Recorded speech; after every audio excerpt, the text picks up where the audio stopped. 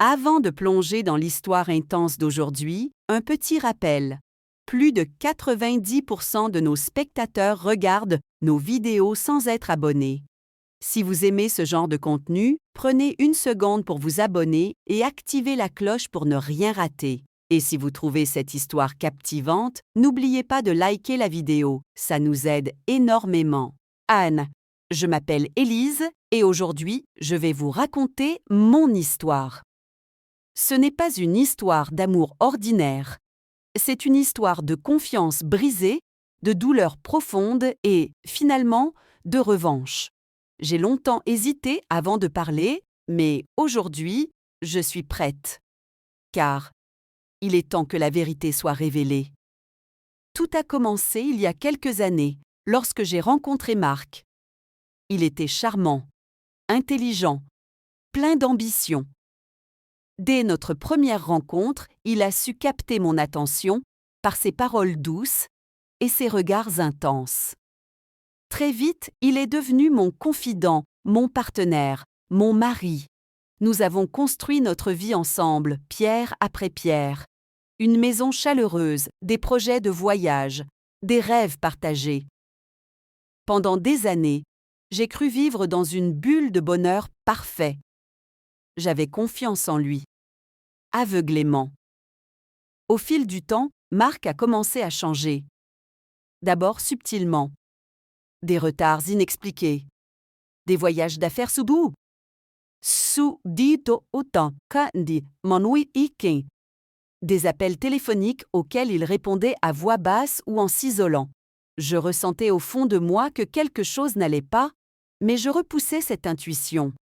Après tout, il travaillait dur pour notre avenir. C'est ce qu'il me répétait toujours. Puis, les signes sont devenus de plus en plus évidents. Il rentrait tard le soir, parfois même au petit matin. Il semblait distant, préoccupé, moins attentionné. Nos discussions se limitaient à des banalités.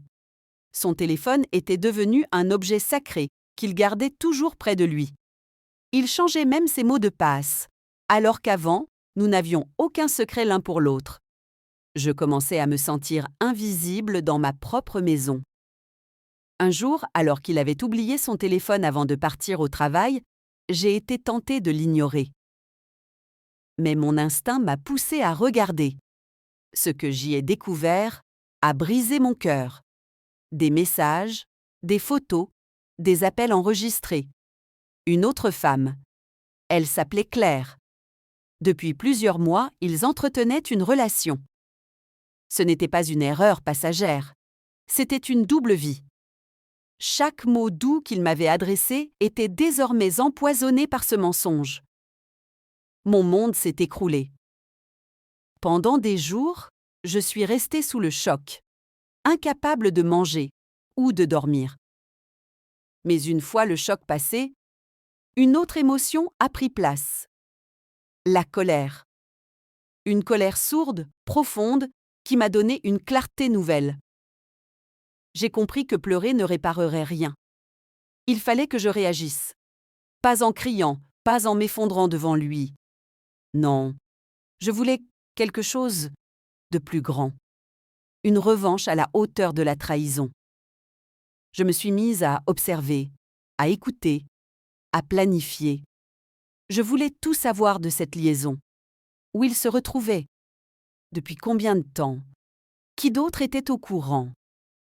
Très vite, j'ai découvert qu'il avait même présenté Claire à certains de ses collègues sous prétexte de relations professionnelles. Le culot de cet homme était sans limite.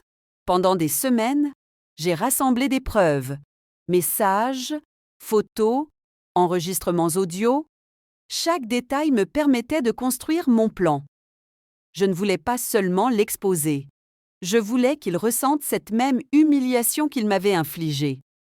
Mais je devais agir intelligemment. Je ne voulais rien faire qui puisse me salir ou me nuire légalement. Je voulais qu'il tombe par ses propres actions. En parallèle, je jouais toujours mon rôle de parfaite épouse. Je souriais, préparais ses plats préférés, écoutais ses histoires inventées avec un masque de compréhension. Plus il se croyait en sécurité, plus il baissait sa garde. Il ignorait totalement que la tempête se préparait derrière mon sourire. Un soir, alors qu'il pensait que j'étais partie voir une amie, je l'ai suivi discrètement. Grâce à une application GPS installée sur sa voiture quelques jours plus tôt, je savais exactement où il allait. Un petit hôtel discret à la périphérie de la ville. J'ai pris des photos, enregistré des vidéos de ses allées et venues. J'avais désormais les preuves irréfutables. Mais ce n'était qu'une partie de mon plan. Je savais que son entreprise attachait une grande importance à l'image et à la moralité de ses cadres supérieurs. Marc travaillait dans une société de renom où toute atteinte à l'éthique personnelle pouvait avoir de lourdes conséquences professionnelles. Je n'avais qu'à attendre le bon moment. Ce moment est arrivé quelques semaines plus tard, lors du gala annuel de l'entreprise. Un événement prestigieux où toute la direction, les investisseurs et les partenaires étaient réunis. J'y étais conviée, comme chaque année. Cette fois, j'étais prête. Je portais une robe sobre mais élégante, le visage souriant, masquant parfaitement l'agitation intérieure. Pendant le dîner, je me suis approchée de l'un des principaux investisseurs de la société, un homme influent que Marc essayait de séduire pour un gros contrat. Avec douceur et discrétion, je lui ai remis une clé USB en expliquant simplement qu'il contenait des informations qu'il serait judicieux d'examiner avant de signer quoi que ce soit avec mon mari. Puis je suis retournée à ma place, laissant le poison agir. Le lendemain matin, l'affaire éclatait. Les preuves de l'infidélité de Marc, mais surtout de l'usage abusif des ressources de l'entreprise pour financer ses escapades amoureuses, faisaient un scandale. Les hôtels payés avec la carte de la société, les voyages soi-disant professionnels qui étaient en réalité des séjours romantiques, tout était documenté. L'entreprise n'avait d'autre choix que de se séparer de lui pour préserver sa réputation. Licencié sur le champ, Marc perdit non seulement son emploi, mais aussi la confiance de nombreux associés et amis. Sa réputation était ruinée. Les journaux spécialisés s'en sont emparés et, très vite, son nom est devenu synonyme de scandale.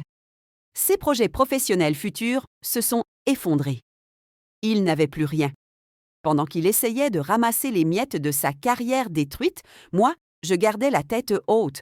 Jamais je n'ai élevé la voix, jamais je ne me suis abaissée à son niveau.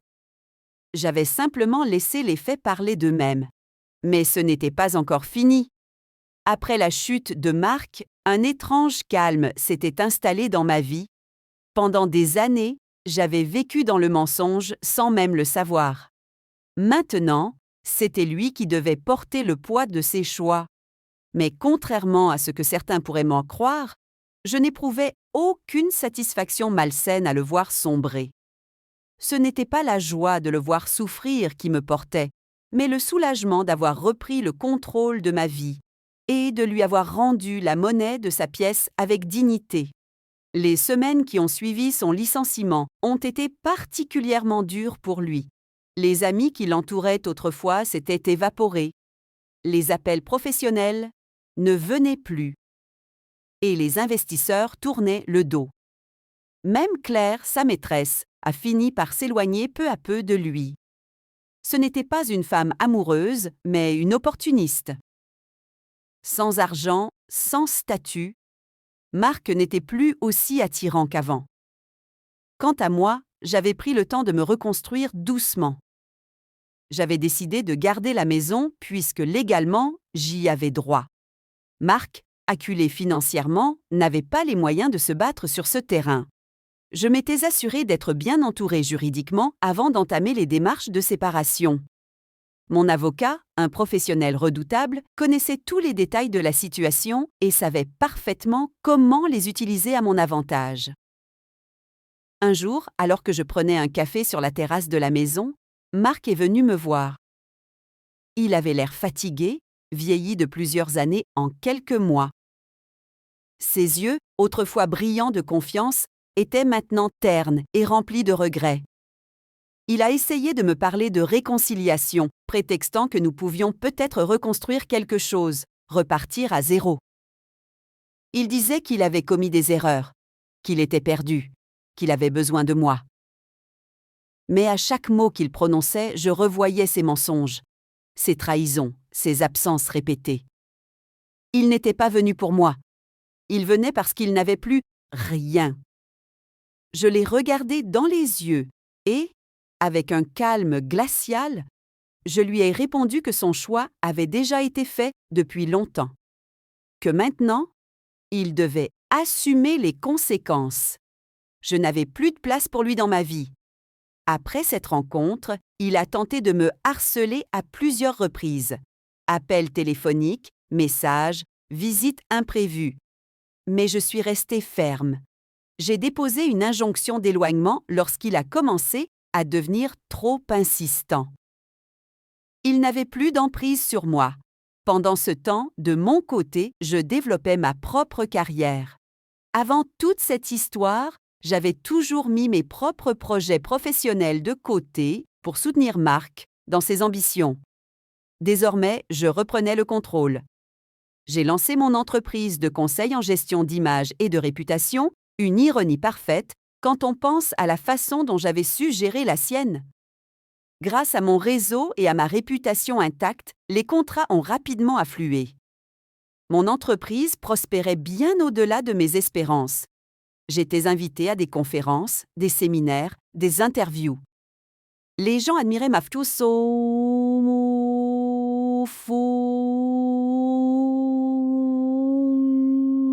même mon intelligence dans la manière dont j'avais surmonté mon divorce et bâti mon succès. Beaucoup ignoraient la croix les détails sombres de ce qui s'était passé, mais ceux qui savaient respectèrent ma discrétion. Marc, lui, sombrait lentement dans l'oubli. Les quelques tentatives qu'il fit pour retrouver un emploi sérieux échouèrent les unes après les autres. Sa réputation entachée le suivait partout comme une ombre impossible à effacer. Même les petites entreprises locales hésitaient à lui faire confiance. Je pensais que l'histoire toucherait bientôt à sa fin. Mais une dernière révélation est venue compliquer les choses. Un jour, mon avocat m'appela pour me dire qu'un créancier poursuivait Marc pour des dettes importantes. Apparemment, durant notre mariage, il avait contracté plusieurs emprunts à mon insu, certains en utilisant de faux documents à mon nom pour obtenir de meilleurs taux de crédit. Cette découverte m'a glacée. Même après tout ce qu'il m'avait fait subir, il continuait à me nuire, me laissant potentiellement exposée à des poursuites judiciaires. Il me fallut plusieurs semaines de travail acharné avec mon avocat pour démêler les dossiers et prouver que je n'étais pas responsable de ces dettes frauduleuses. Fort heureusement, nous avons réussi à démontrer ces falsifications et à me blanchir totalement. Mais cette fois, je ne comptais pas en rester là. Il avait franchi une limite qu'aucun pardon ne pouvait réparer. J'ai autorisé mon avocat à entamer des poursuites judiciaires contre lui pour faux et usage de faux, abus de confiance et escroquerie. Le dossier était solide, les preuves irréfutables. Quand Marc a reçu la convocation, il a paniqué. Ses tentatives de négociation sont restées lettres mortes. Il savait que la prison était désormais une possibilité réelle. Le procès a été long et éprouvant, mais nécessaire. Chaque mensonge qu'il avait construit au fil des années s'effondrait sous le poids des témoignages et des preuves accumulées. Les juges n'ont eu aucune pitié. Au terme des audiences, il a été condamné à une peine de prison ferme, à de lourdes amendes et à l'indemnisation complète des préjudices subis de mon côté. Quand la sentence est tombée, je n'ai pas pleuré, je n'ai pas souri. Je me suis simplement levée, droite, fière, et je suis sortie du tribunal sans un regard en arrière. Enfin, la boucle était bouclée. Il avait tout perdu, non pas à cause d'une vengeance aveugle, mais à cause de ses propres actes. Et moi, j'étais libre. Libre de vivre, de respirer, de construire, sans ces chaînes.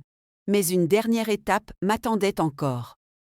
Après le procès et la condamnation de Marc, un sentiment de légèreté m'envahit enfin. Pour la première fois depuis des années, je pouvais respirer sans ressentir cette angoisse constante qui avait pesé sur moi. Je n'étais plus sous l'emprise de ces mensonges, de ces manipulations, de ces trahisons. J'avais récupéré ma liberté, non seulement juridique et financière, mais surtout émotionnelle.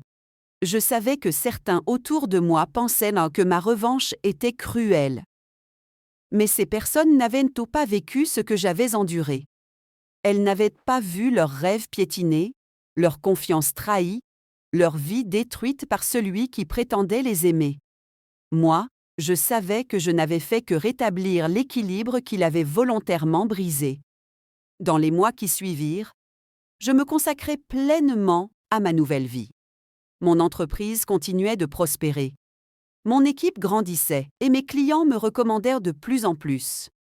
Mon histoire, bien qu'en grande partie privée, m'avait forgé une réputation de femme forte et déterminée. J'étais souvent invitée à intervenir dans des conférences sur le leadership féminin et la résilience personnelle. Un jour, lors d'un de ces événements, une jeune femme s'est approchée de moi à la fin de ma conférence. Elle avait les larmes aux yeux et m'a dit simplement « Vous m'avez donné du courage. Grâce à votre histoire, je sais maintenant que je peux moi aussi me relever. » Ces mots m'ont profondément touchée. C'est à ce moment-là que j'ai compris que mon histoire, aussi douloureuse fût-elle, pouvait devenir une source d'inspiration pour d'autres. J'ai décidé d'écrire un livre, pas pour raconter les moindres détails sordides de mon passé, mais pour partager les leçons que j'avais apprises. Comment reconnaître les signaux d'alerte? Comment se protéger légalement, émotionnellement et financièrement? Comment reconstruire sa vie après une trahison? Le livre est rapidement devenu un succès. Il a trouvé un écho auprès de nombreuses personnes traversant des épreuves similaires. Pendant ce temps, Marc croupissait en prison. Les rares nouvelles que j'avais de lui venaient indirectement. On disait qu'il n'avait pas supporté la détention. Lui qui était habitué aux apparences, à la reconnaissance sociale, se retrouvait désormais confronté à une réalité brutale où ni son charme ni ses manipulations ne pouvaient l'aider. Lady Chituka.